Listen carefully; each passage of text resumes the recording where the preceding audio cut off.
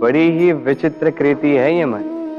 शरीर के किस अंग में बसता है कोई नहीं जानता, किंतु संपूर्ण शरीर इस मन की इच्छा साकार करने के लिए प्रयास करता रहता है।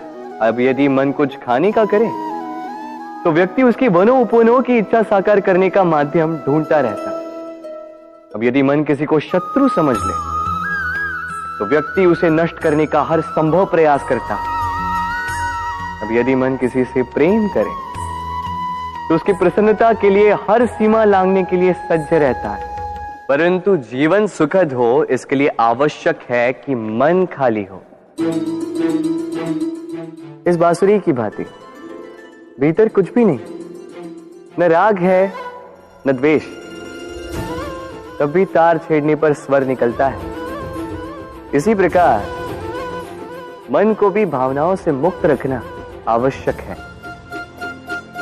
स्मरण रखिए, मन में कुछ भर के जियोगे तो मन भर के जी नहीं पाओगे। राधे राधे। मनुष्य की एक विशेष प्रवृत्ति होती है, वो कभी स्वयं से संतुष्ट नहीं रहता, कभी स्वयं से प्रसन्न नहीं रहता।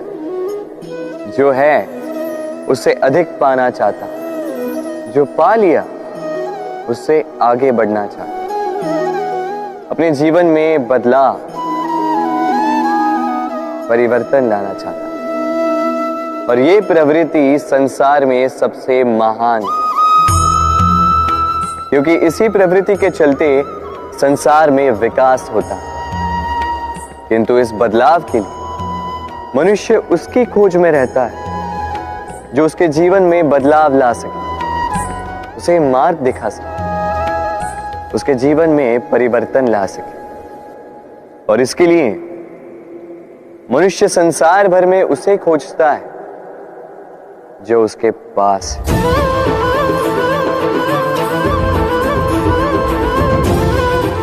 बताइए कौन? यदि कोई आपका जीवन बदल सकता है तो दर्पण देखिए।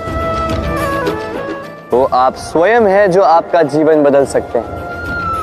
वो आप स्वयं है जो स्वयं को मार्ग दिखा सकते हैं, जीवन में बदलाव ला सकते हैं, परिवर्तन ला सकते हैं। इसलिए पहचानिए अपनी भीतर की शक्ति को और विश्वास कीजिए कि इस संसार में आपसे अधिक शक्तिशाली और कोई नहीं। जीवन बदल जाएगा। और अंधविश्वास का नहीं, आत्मविश्वास का हाथ थामिए, आपकी समस्याएं स्वतः दूर हो जाएंगी। मन बड़ी ही विचित्र कृति है ये मन। शरीर के किस अंग में बसता है कोई नहीं जानता, किंतु संपूर्ण शरीर इस मन की इच्छा साकार करने के लिए प्रयास करता रहता है। अब यदि मन कुछ खाने का करे तो व्यक्ति उसकी वनो उपवनों की इच्छा साकार करने का माध्यम ढूंढता रहता है। अब यदि मन किसी को शत्रु समझ ले तो व्यक्ति उसे नष्ट करने का हर संभव प्रयास करता है। अब यदि मन किसी से प्रेम करे तो उसकी प्रसन्नता के लिए हर सीमा लांघने के लिए सज्ज रहता है। परंतु जीवन सुखद हो इसके लिए आवश्यक है कि मन खाली हो।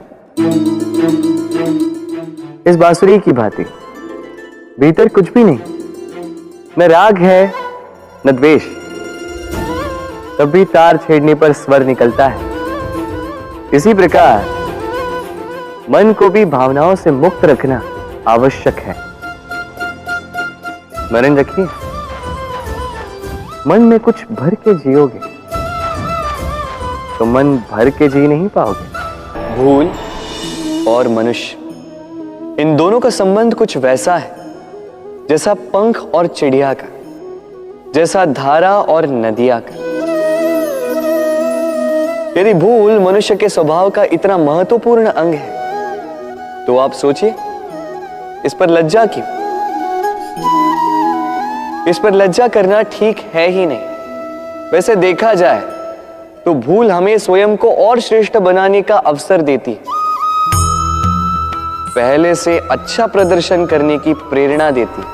अब कदाचित आप में से कुछ इस बात से सहमत नहीं हो, क्योंकि बहुतों की दृष्टि में भूल दोष को जन्म देती है, दोष अपराध को और अपराध के लिए क्षमा नहीं, दंड मिलना चाहिए। किंतु क्या आपने कभी सोचा है कि ऐसा क्यों होता है? क्या कारण है इसका? इसका कारण है भूल स्वीकार करने से बचना। यदि आप कोई भूल करोगे और उसे स्वीकारोगे नहीं, तो वो भूल दोष में बदल जाएगी और वो दोष अपराध। तो साहस रखिए, अपनी भूल को स्वीकार करना अपनी भूल को सुधारने की दिशा में सबसे पहला कदम होता है। और स्मरण रखिएगा, यदि कुछ अपराध है तो वो है समय पे अपनी भूल ना स्वीकार। हमारा शरीर प्रकृति की सर्वोत्तम रचना है। जो अंग, जो तत्व हमें मिले, उन सब का अपना अपना एक संदेश है। 2 आंखें दी हैं देखने के लिए, 2 कान दिए हैं सुनने के लिए, नथुने भी 2 हाथ दिए हैं दोहरा परिश्रम करने के लिए, किंतु जीव केवल एक। उस पर भी नुकीले बलिष्ठ दांत दिए हैं उनकी रक्षा के लिए। कभी सोचा है क्यों?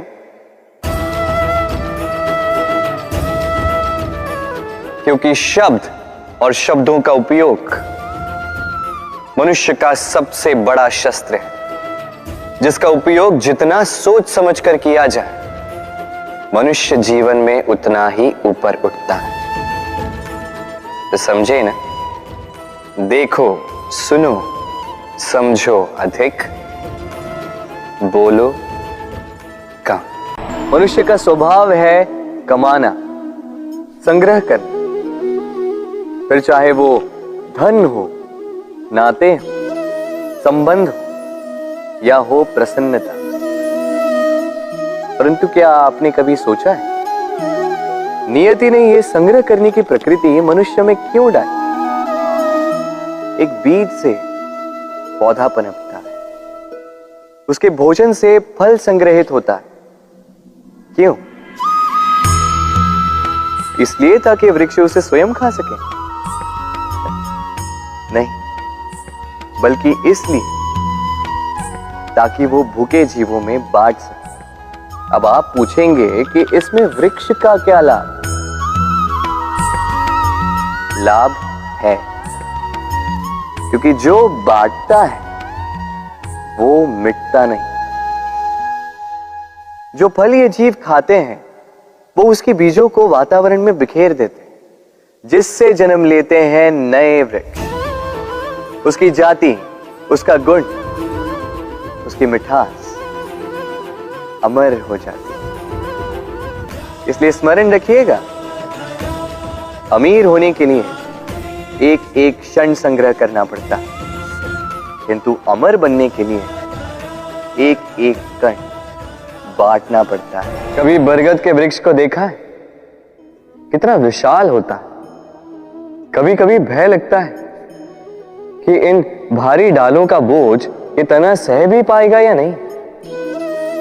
भय लगता है कि कहीं ये वृक्ष टूट कर न गिर जाए, किंतु नहीं। समय पड़ने पर शाखाओं से निकलने वाली ये बेलें धरती की ओर बढ़ती और फिर स्वयं जड़ बनकर इस वृक्ष को सहारा देती। इसी प्रकार जो परोपकार करते हैं, सत्कर्म करते हैं, उन्हें स्वयं के लिए चिंतित होने की आवश्यकता ही नहीं, क्योंकि उनके कर्म ढाल बनकर उनकी रक्षा करते हैं। इसीलिए जीवन में सहारे की नहीं, कर्म की चिंता कीजिए। जब से मनुष्य जाति का अस्तित्व बना है, तभी से युद्ध भी अस्तित्व में आया।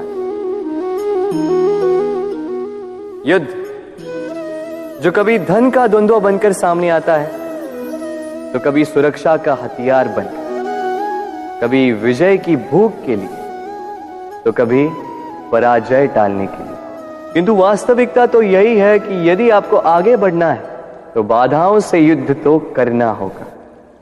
परंतु युद्ध के लिए सज्ज रहना इतना महत्वपूर्ण नहीं है जितना महत्वपूर्ण है यह समझना कि युद्ध को टाला कब जा सकता है, क्योंकि सबसे सफल युद्ध वही होता है जो कभी लड़ा ही ना जाए। आप युद्ध में विजय प्राप्त करके स्वयं का मान तो बढ़ा लो, किंतु अपना बल खो दो। इसलिए जहां तक हो सके युद्ध को टालो, इस शक्ति को संग्रहित रखो, ताकि जब ये युद्ध धर्म बन के सामने आए आप उससे पूरे बल के साथ लड़ सको। राधे राधे। संसार में सबसे बड़ी शक्ति क्या है? अब आप में से कुछ कहेंगे शस्त्र की, कुछ कहेंगे शास्त्र की, कोई कहेगा बुद्धि की, तो कोई कहेगा बल की, किंतु ये सब अधूरे हैं। संसार में सबसे बड़ी शक्ति है मित्रता। यदि सच्ची मित्रता प्राप्त हो जाए तो वही सबसे बड़ा धन है। जब आप कठिनाइयों में होंगे तो मित्रता शस्त्र बनकर सहायता करेगी। मार्ग भटक जाओगे तो मित्रता शास्त्र बनकर आपको राह दिखाए। षड्यंत्र में फंस जाओगे तो बुद्धि बनकर बाहर निकालेगी। अकेले हो जाओगे तो ममता बनकर साथ निभाएगी। तो यदि इस संसार में कुछ कमाना है तो धन नहीं, मित्रता कमाओ। और स्मरण रखिएगा, यदि इस संसार में मित्र बनाना आपकी सबसे बड़ी दुर्बलता है तो आप इस संसार के सबसे शक्तिशाली प्राणी। राधे राधे। मनुष्य का स्वभाव है कमाना, संग्रह करना, फिर चाहे वो धन हो, नाते हो, संबंध हो या हो प्रसन्नता।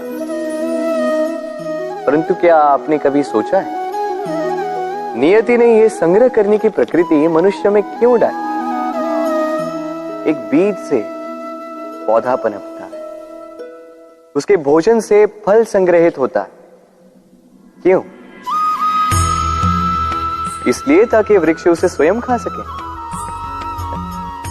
नहीं, बल्कि इसलिए ताकि वो भूखे जीवों में बांट सके। अब आप पूछेंगे कि इसमें वृक्ष का क्या लाभ?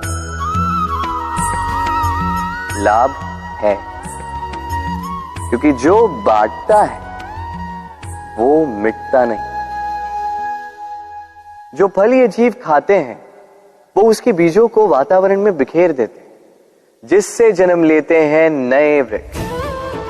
उसकी जाति, उसका गुण, उसकी मिठास अमर हो जाती है। इसलिए स्मरण रखिएगा, अमीर होने के लिए एक एक क्षण संग्रह करना पड़ता है, किंतु अमर बनने के लिए एक एक कण बांटना पड़ता है। राधे राधे।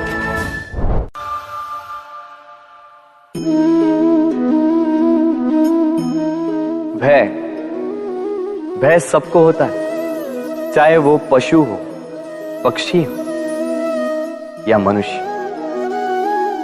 वास्तविकता में मनुष्य भय को अपने साथ लेके ही जन्म लेता है। तो इस भय से भय कैसा? यदि भय बुरा भाव होता तो क्या इसे हम अपने साथ लेके जन्म लेते हैं? वास्तविकता में भय हमें आगे बढ़ने के लिए प्रेरित करता है। अब देखिए, जीवन जाने का भय आपसे स्वयं की सुरक्षा करवाने का प्रयास करता है। अपमान का भय सदाचार की ओर बढ़ाता है। किसी प्रिय को खो देने का भय उसके लिए कर्तव्य पालन करने को प्रेरित करता है। किंतु ये भय बुरा तब हो जाता है जब आप इसे अपने ऊपर हावी हो जाने देते हैं, इसके लिए कुछ प्रयास नहीं कर पाते। इसलिए यदि इस भय को उपयोग में लाना है, आपको स्वयं इस भय के ऊपर हावी हो जाना होगा। तो तोड़ दीजिए भय की सीमाएं। अपनी आत्मा को छोड़ के किसी और के समक्ष सर मत झुकाइए और स्मरण रखिए, जब अंधकार से डरना छोड़ दोगे तभी दीपक बनकर प्रकाश दे पाओगे। राधे राधे।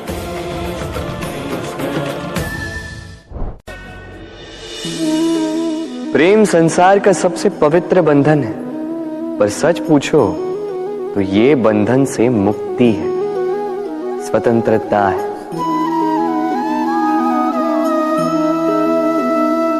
नहीं समझे? समझाता हूं। यदि कोई आपका प्रेम ठुकरा दे, यदि कोई आपका प्रेम समझ ही ना पाए, तो क्या होगा? कुछ उदास हो जाएंगे, कुछ छल करके प्रेम पाना चाहेंगे, तो कुछ बलपूर्वक प्रेम पर अधिकार करना चाहेंगे। किंतु यह आवश्यक नहीं कि जिससे आप प्रेम करते हो उसे भी आपसे प्रेम, क्योंकि प्रेम कोई वस्तु नहीं है, न राज्य है, न धन जिसे आप बल से अपने वश में कर सको। प्रेम वो शक्ति है जो आपके लिए हर बंधन तोड़ सकती है, किंतु स्वयं किसी बंधन में नहीं फंसती। तो जिससे भी आप प्रेम करते हो उसे स्वतंत्र छोड़ दीजिए, क्योंकि स्वतंत्रता ही वो भाव है जो जीव को सबसे अधिक प्रिय है। प्रेम सच्चा होगा तो उसे अवश्य समझ में आए। तब तक के लिए निस्वार्थ भाव से प्रेम कीजिए, स्वार्थ हट जाएगा तो प्रेम आ ही जाएगा और मन प्रसन्न होकर बोलेगा, राधे राधे।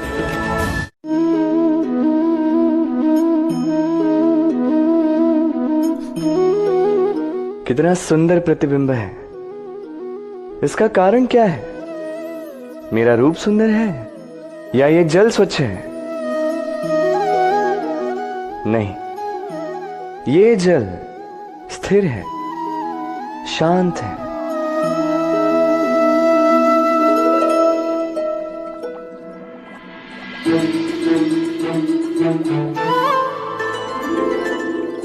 अंतर देख रहे हैं आप? वही जल है, वही रूप है, किंतु ये स्थिर नहीं है, शांत नहीं है, और इसी कारण मैं अपना प्रतिबिंब इसमें नहीं देख पा रहा हूं। क्रोध के साथ भी यही होता है। यदि आप स्थिर हैं, शांत हैं, तो आप आपकी आत्मा को देख, सुन और समझ पाओगे, किंतु क्रोध इस आत्मा की पुकार को पी जाता है। इसलिए अपने क्रोध पर वश रखें। कहीं ऐसा ना हो कि मूर्खता के कारण जन्मा ये क्रोध आपको पश्चाताप के अंत तक ले जाए। राधे राधे।